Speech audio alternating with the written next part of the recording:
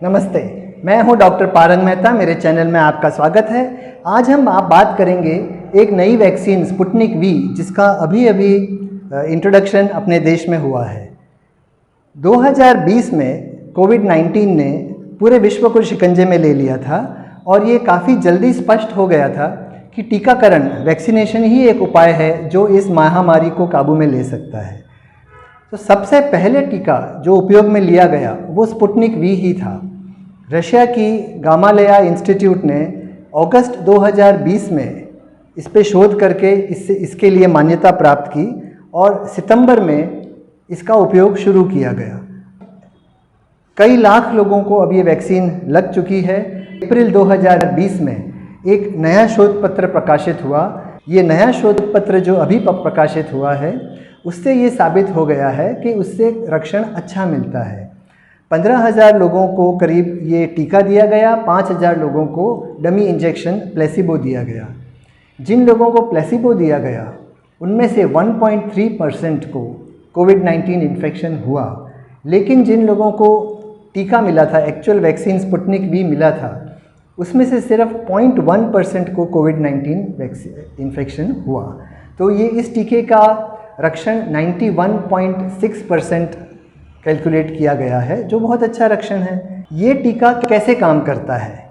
ये एक एडिनोवायरल वेक्टर टीका है। एक एडिनोवायरस जैसे कोरोना वायरस बीमारी करता है, उसी तरह एक और वायरस एडिनोवायरस के अंदर कोरोना वायरस स्पाइक प्रोटीन का डीएनए डाला जाता है और फिर ये एडिनोवायरस को टीके की तरह अपने शरीर में इंजेक्ट किया जाता है। Johnson and Johnson vaccine, Oxford AstraZeneca vaccine जिसे हम कोविशील्ड के नाम से जानते हैं, और स्पुतनिक वी, ये तीनों इस टेक्नोलॉजी का उपयोग करते हैं। तो ये टीका एडिनोवायरस जब अपने शरीर में जाता है तो वो कोशिकाओं में प्रवेश करता है और वहाँ इस डीएनए की मदद से कोरोना वायरस कोविड-19 स्पाइक प्रोटीन की उत्पत्ति होती है। ये स्पाइक प्रोटीन जब अपने शरीर को मिलता है, अपने शरीर के इम्यून सेल्स से उसका परिचय हो जाता है। तो जो टी सेल्स हैं, बी सेल्स हैं, वो इसको देखकर उसके अगेंस्ट एंटीबॉडीज़ बनाते हैं, उसको अपनी याददाश्त में जमा कर लेते हैं, मेमोरी सेल्स, ताकि आगे कभी आए तो उसका पहचान कर सकें और उसके अगेंस्ट एक्शन ले सकें। मेनली दो तरह की इम्यूनिटी होती है, एक एंटीबॉडीज़ जिसको ह्यूमरल इम्यूनिटी कहते हैं और दूसरी सेलुलर इम्यूनिटी। ये टीका स्पुतनिक वी दोनों तरह की इम्यूनिटी प्रोड्यूस करता है। इस टीके के फ़ायदे क्या क्या हैं? एक तो जैसे मैंने बताया, दो तरह की इम्यूनिटी प्रोड्यूस करता है, सेलुलर इम्यूनिटी और एंटीबॉडीज़, ह्यूमरल इम्यूनिटी। दूसरा, इसका सिर्फ एक डोज काफ़ी अच्छा प्रोटेक्शन देता है। एक डोज देने के बाद भी 21 दिन बाद बहुत अच्छा रक्षण देखा गया।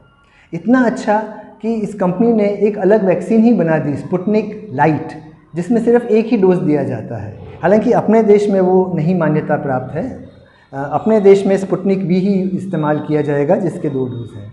मगर एक डोज का इफ़ेक्ट अच्छा है, 2 डोज दिए जाएंगे तो ऐसा मानते हैं कि इसका असर लंबे समय तक चलेगा। और गामालेया इंस्टीट्यूट इस वैक्सीन की टेक्नोलॉजी को ट्रांसफ़र करने को तैयार है। ये इस वैक्सीन के लिए आवश्यक नहीं कि हम उन्हीं से ख़रीदें और इंपोर्ट करें, वो ये टेक्नोलॉजी देने को तैयार है। ये टेक्नोलॉजी भारत को ऑलरेडी मिल चुकी है और ये एक हर्ष का विषय है कि अपने देश में, हिमाचल प्रदेश में पैनेशिया बायोटेक कंपनी ने इस स्पुतनिक वी वैक्सीन का उत्पादन शुरू कर दिया है। अभी जो डोज बने हैं उन्हें मॉस्को भेजा जाएगा क्वालिटी कंट्रोल के लिए, और एक बार वो क्वालिटी कंट्रोल पास हो जाए उसके बाद अपने देश में इसका उत्पादन पूरे स्केल पे शुरू होगा और हमें ये वैक्सीन इंपोर्ट नहीं करनी पड़ेगी। हम इस वैक्सीन में भी आत्मनिर्भर हो जाएंगे। क्या ये वैक्सीन सबके लिए है?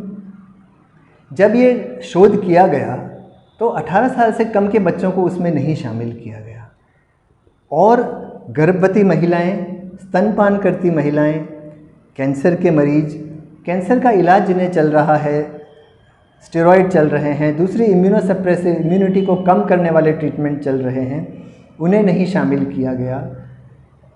गंभीर बीमारियां, लंबी बीमारियां जैसे कि AIDS, TB, hepatitis B, hepatitis C, इन लोगों को नहीं शामिल किया गया, और जिन लोगों को शराब और ड्रग्स की आदत है उन्हें नहीं शामिल किया गया।